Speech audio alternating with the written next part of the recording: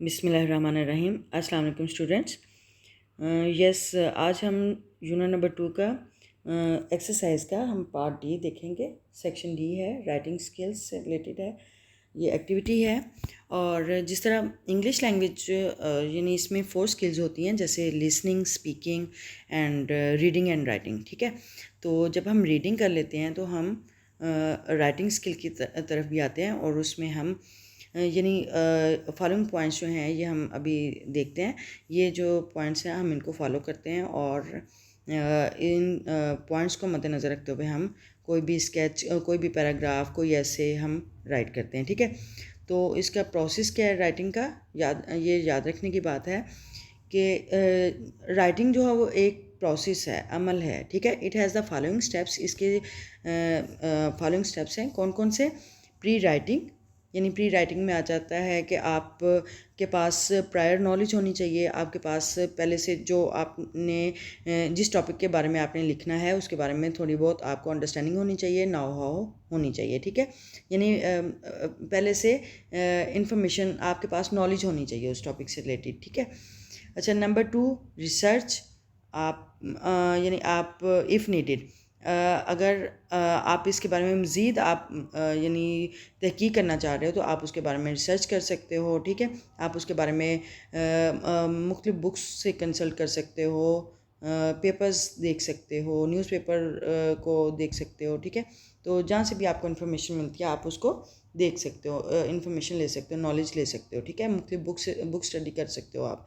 ठीक है, और जैसे कि आजकल सोशल मीडिया का दौर है तो आप नेट से हेल्प ले सकते हो। ठीक है, उसके लिए बहुत से सोशल मीडियाज़ हैं, जैसे आप गूगल कर सकते हो, जैसे आप यूट्यूब से देख सकते हो, बहुत सारे, यानी आप कोई भी आप मीडिया उठा लें उसमें से आप कर सकते हो। ठीक है, तो नेक्स्ट है ड्राफ्टिंग। ड्राफ्टिंग का मतलब होता है स्केच बनाना, यानी माइंड मैप बनाना, एक तरह से अपने जहन में उसका स्केच बना के रखना कि आपने कौन कौन से पॉइंट आपने उस पैराग्राफ या ऐसे जो राइट कर रहे हो उसके बारे में आप कौन कौन से पॉइंट देने वाले हैं, किस किस पॉइंट के बारे में आप डिस्कस करने वाले हो। ठीक है, ड्राफ्टिंग आप कर सकते हो। आप ड्राफ्ट करोगे, स्केच बनाओगे तो आपके लिए पैराग्राफ या ऐसे लिखना ईजी हो जाएगा। ठीक है, अच्छा, नंबर 4 रिवाइजिंग। रिवाइजिंग का मतलब होता है दोहराना। जब भी आप कोई पैराग्राफ या ऐसे राइट करते हो उसके बाद उसे दोहराना होता है। दोहराने का मतलब ये होता है कि कोई भी अगर पॉइंट मिसिंग है तो आप उसमें ऐड कर सकते हो,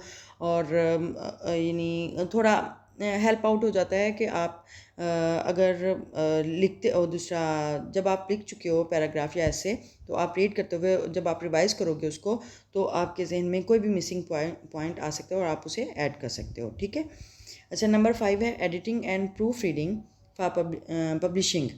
यानी जैसे सिर्फ पब्लिशिंग के लिए नहीं, हम ऐसे अगर हम कोई भी एग्ज़ाम्स दे रहे हैं तो हम जब भी कोई अगर हम अपना वो कर लेते हैं, पेपर जो है क्वेश्चन पेपर सॉल्व कर लेते हैं, तो फिर हम उसको दोबारा से प्रूफ रीडिंग करते हैं। प्रूफ रीडिंग का मतलब होता है कि अपनी गलतियाँ, अपनी मिस्टेक्स ठीक करना। ठीक है, तो प्रूफ रीडिंग करते हैं, एडिटिंग करते हैं, यानी कि उसको मॉडिफाई कर लेते हैं, उसको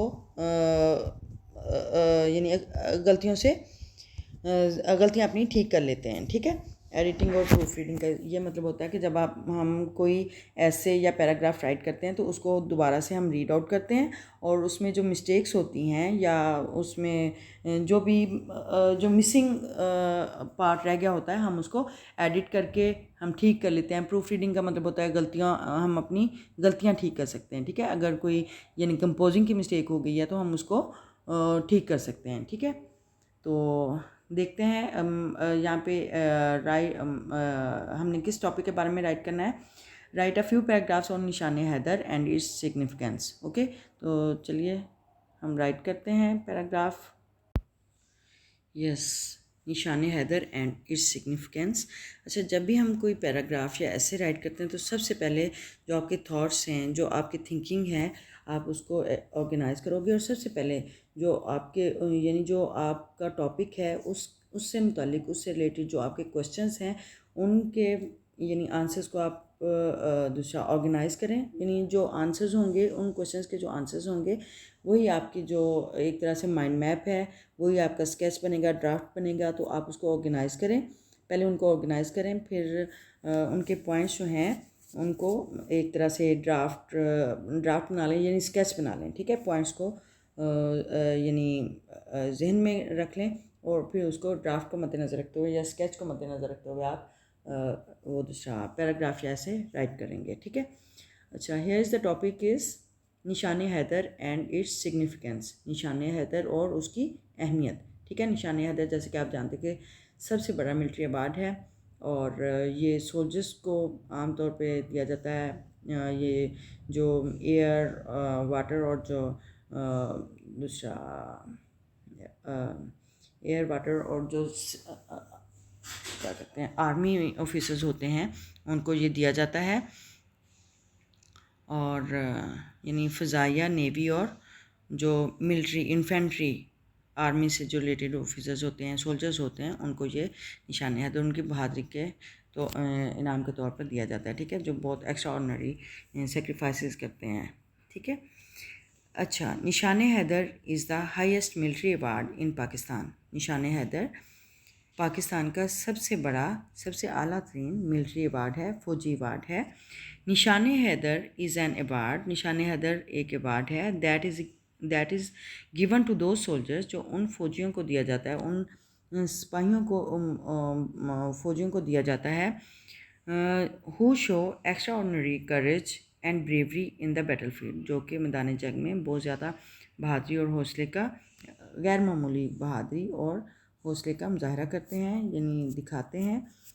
दे sacrifice their lives for the sake of their country, वो अपनी जानें कुर्बान करते हैं, सेक्रीफाइस कुर्बान करते हैं, देयर लाइव्स अपनी जानें, for the sake of their country अपने मुल्क की खातिर, वो अपने मुल्क की खातिर अपनी जानें कुर्बान करते हैं। और देयर आर 11 पीपल 11 लोग हैं who have Gotan the Nishan Haider award, जो कि निशान हैदर अवार्ड ले चुके हैं, ठीक है। यानी अब तक दूसरा पाकिस्तान में 11 लोग हैं जिनको निशान हैदर अवार्ड से नवाजा जा चुका है। वो कौन कौन से हैं?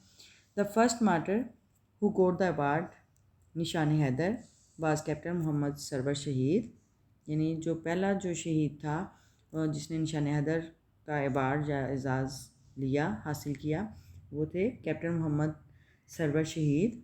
And the last martyr was havildar Jan Lalik, और जो लास्ट यानी जो आखिरी जो शहीद थे जिन्हें निशान हैदर से नवाजा गया था वो हैं havildar Jan लालिक who got the award Nishan Haider, जिन्हें निशान हैदर का एजाज़ मिला था या जिन्होंने निशान हैदर का अवार्ड हासिल किया था, एजाज़ हासिल किया था।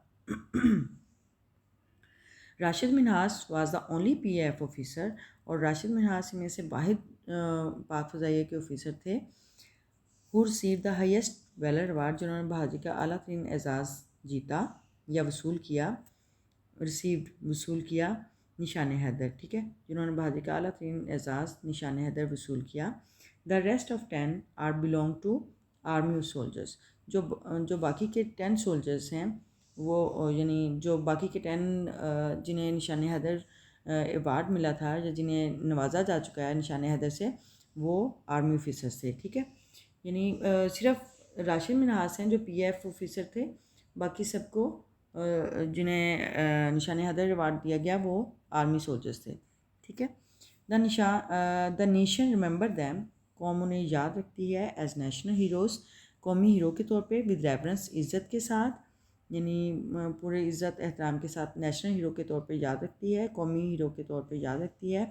Due to their bravery and supreme sacrifice, उनकी बहादुरी और उनकी अजीम कुर्बानी की वजह से, ठीक है, उनकी बहादुरी और अजीम कुर्बानी की वजह से, और उनको कौमी हीरो के तौर पर याद रखती है, ठीक है। यानी कौम उनकी रिस्पेक्ट करती है, ठीक है।